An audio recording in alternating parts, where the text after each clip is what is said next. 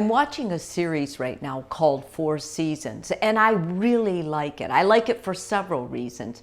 The stories are very short, and basically they're very poignant.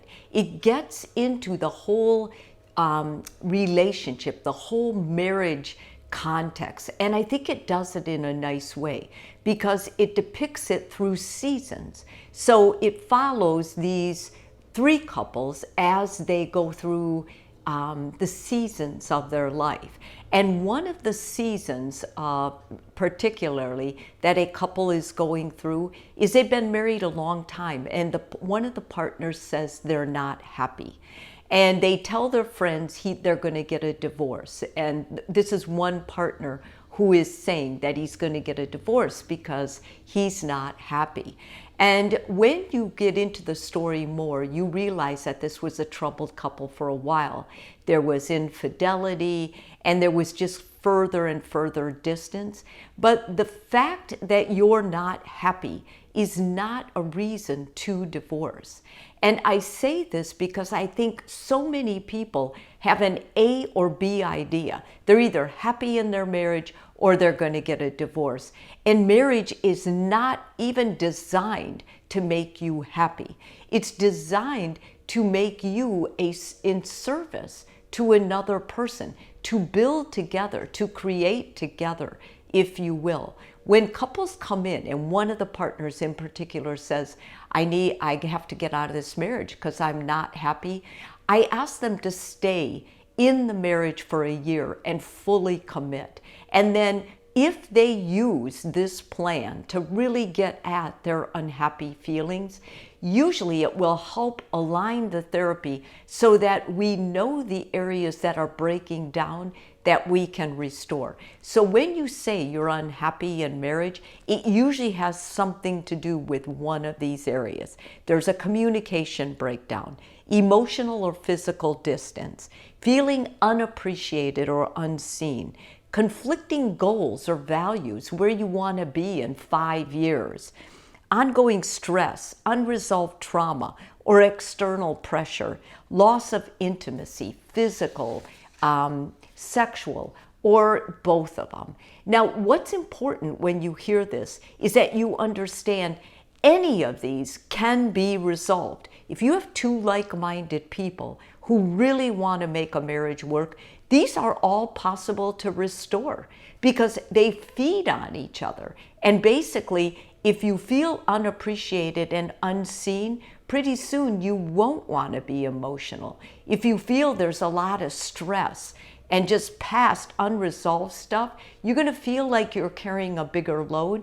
You're going to feel resentful, and this will make it so you're less intimate with your partner. It's important that you understand and identify which of these speaks to you, which of these is in your marriage, so that you can figure out how to fix it. So before you react, I want to ask you these questions. When did you start feeling this way? Have you communicated the feelings clearly to your spouse? Is this unhappiness coming from the relationship itself or from other parts of the life that you're dragging into the relationship? What would make you feel more fulfilled in this marriage?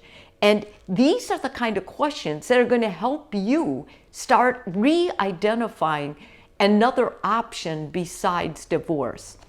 So then you need to start taking constructive steps, right? You need to start the conversation. You need to start talking about it. This doesn't mean blaming your partner.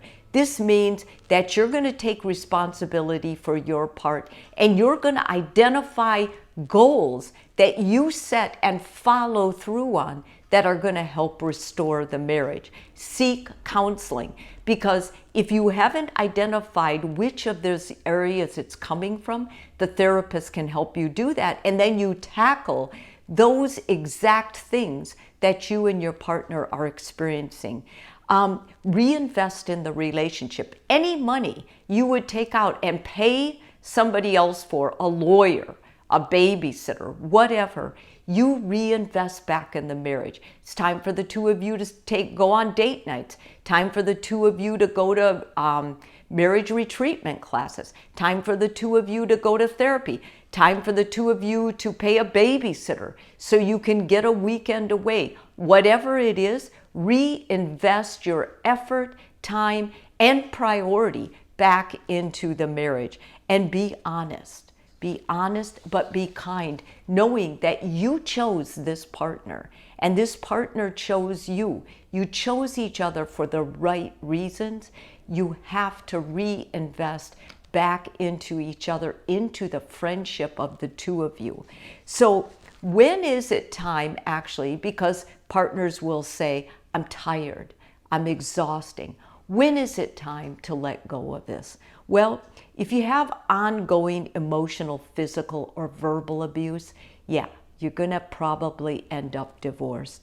Chronic infidelity or betrayal without remorse or an effort to change, this is a divorce situation. Complete emotional disengagement with no willingness to reconnect. You can't make a marriage work if only one of the partners wants it. If one or both partners are unwilling to do the work, then you're going to have to let it go. But what's most important, especially at this time, is the two of you are honest. You give yourself permission to be honest without being cruel or unkind or blaming to your partner. And if it's at its end, then do everything you can to help the children adjust, to help the friends and family adjust. And you do this by taking good care of yourself, respecting your partner who you chose in the beginning, even if you have to let them go now. And not only that, but nurturing yourself, not beating yourself up. Some things are not meant to last. Some relationships go unattended too long to even, there's nothing there at the end.